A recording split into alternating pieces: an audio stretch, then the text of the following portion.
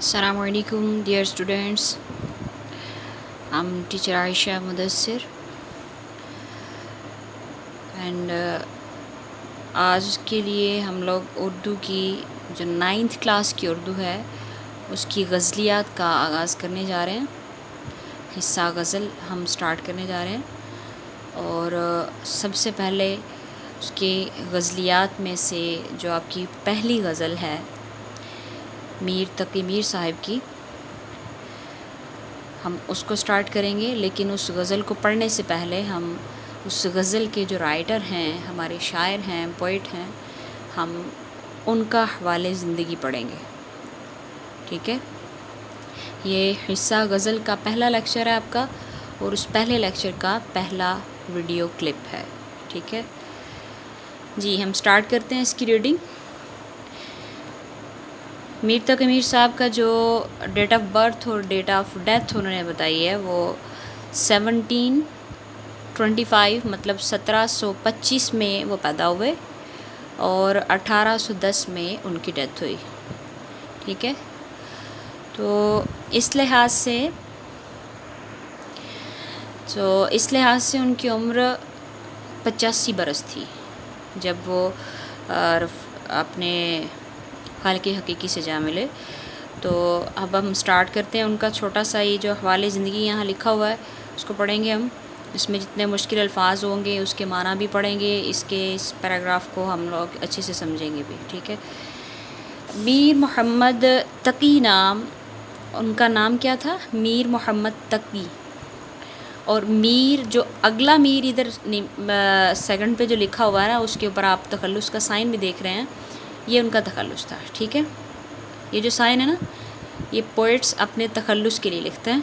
یہ جو جس کے اوپر سائن ہوتا ہے اس نام کو، اور اس کی نشانی یہ والی اوپر آپ کو جو نظر آ رہی ہے تخلص کی. ٹھیک ہے، یہ اس کا مطلب ہے کہ نام ان کا میر تقی تھا، لیکن اگلا میر جو ہے یہ ان کے پوئٹری کی وجہ سے انہوں نے اپنا ایک تخلص رکھا ہوا تھا. اور یہ ہر شاعر جو ہے وہ خود اپنا نام رکھتا ہے تخلص کے طور پہ، جو کہ اپنی پوئٹری میں استعمال کرتا ہے. آپ لوگ پڑھتے آ رہے ہیں یہ پرائمری کلاسز سے.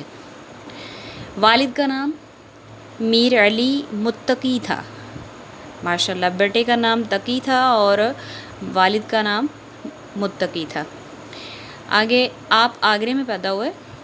ابتدائی تعلیم سید امان اللہ سے حاصل کی جو میر کے والد کے مرید اور منہ بولے بھائی تھے. ٹھیک ہے، لے پالک آپ لوگ اس کلاس میں 10th کلاس میں لے پالک کے حوالے سے بہت زیادہ پڑھیں گے. ٹھیک ہے، بچپن ہی میں والد اور امان اللہ کی وفات کے بعد، ٹھیک ہے،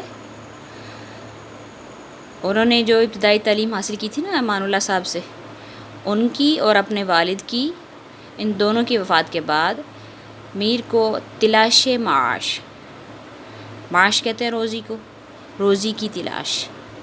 یہ جو نیچے کسرہ نظر آ رہی ہے نا، یہ جو زیر ہے، زیر کو کسرہ بولتے ہیں. ٹھیک ہے، تو تلاش معاش مطلب روزی کی تلاش. جہاں زیر آ جاتی ہے پہلے لفظ کے لاسٹ میں، اس کے حرف میں، پہلے لفظ کے لاسٹ حرف میں، یہ آپ کا مرکب اضافی بنتا ہے.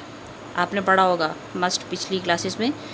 تو یہ ٹاپک مرکب اضافی کا ہے بھی آپ کا اسی ہائر کلاسز میں سے ہی.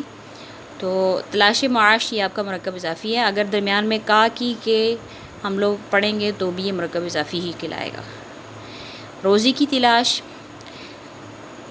تلاش کے لیے آگرہ چھوڑ کر دلی انہیں آنا پڑا. ٹھیک ہے، اور یہاں ایک نواب کے ہاں ملازم ہوئے. وہ نواب نادر شاہ کے حملے میں مارا گیا. یہ ایک ہسٹری ہے جو بر صغیر کی. جب پاکستان اور ہندوستان اکٹھا ہوتا تھا تو جس دور میں نادر شاہ نے حملہ کیا تو اس حملے میں وہ مارا گیا. تو پھر میر جو ہیں وہ آگرے لوٹ آئے. ٹھیک ہے، ان کے ہاں کیونکہ ملازمت کرتے تھے تو ان کے مالک کی ڈیتھ ہو گئی تو پھر وہ آگرے چلے آئے. لیکن انہیں دوبارہ دلی جانا پڑا. دلی میں خراب امن و امان کی وجہ سے، یہ ان پے در پہ جھڑپوں کی وجہ سے حملے ہو رہے تھے، دہشت گردی یوں سمجھ رہے ہو رہی تھی. یا آج کل کے اب دور میں ہم نے ایک نام دے دیا ہوا اس کو دہشت گردی کا.